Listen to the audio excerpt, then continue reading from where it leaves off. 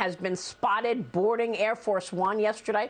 He got on Air Force One with his father, departing for a family vacation to South Carolina. Republicans are now accusing the FBI of this double standard that continues to be obvious, pointing out that Hunter's finances and foreign business dealings are under federal investigation, and he was not subject to the same kind of treatment that President Trump was on Monday. We are still waiting to see some accountability for all the tens of millions of dollars taken in by the Biden family. Joining the conversation all morning long this morning is Dagen McDowell and Mark Tepper. Dagen, your reaction.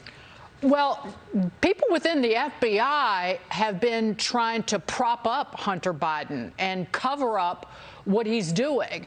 A whistleblower or FBI insiders we know alerted Senator Chuck Grassley that two high-ranking men, one intelligence analyst and one agent, and this is according to whistleblowers reporting this to Senator Grassley, tried to stop the investigation into Hunter Biden.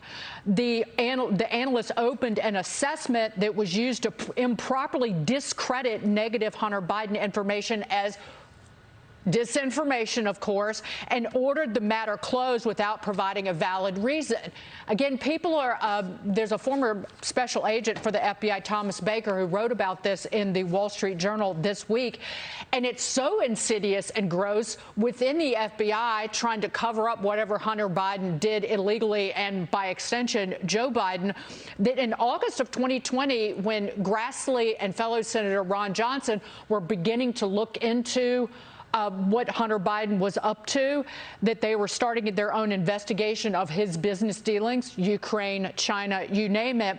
They got a weird briefing, an unsolicited and unnecessary briefing, to quote this op-ed, and then word of that briefing was leaked to the Washington Post, and they, again, were spinning it that Congress was being used and that the Hunter Biden laptop and all the nefarious business dealings were Russian disinformation.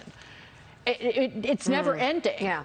It's never ending how it's never ending. Where it's this circular, it's like bad information is used to target, nasty misinformation is used to target Republicans, but the FBI is within its ranks is actively working to cover up the misdeeds and alleged criminal wrongdoing of Democrats.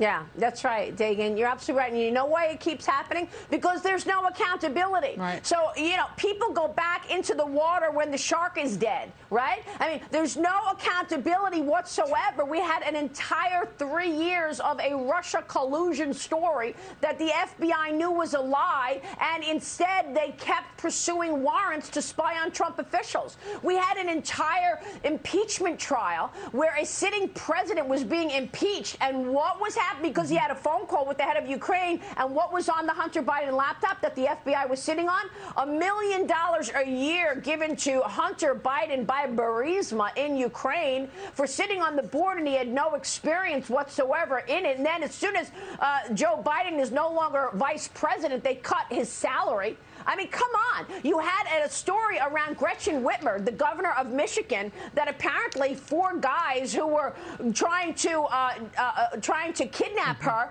all of those people were acquitted.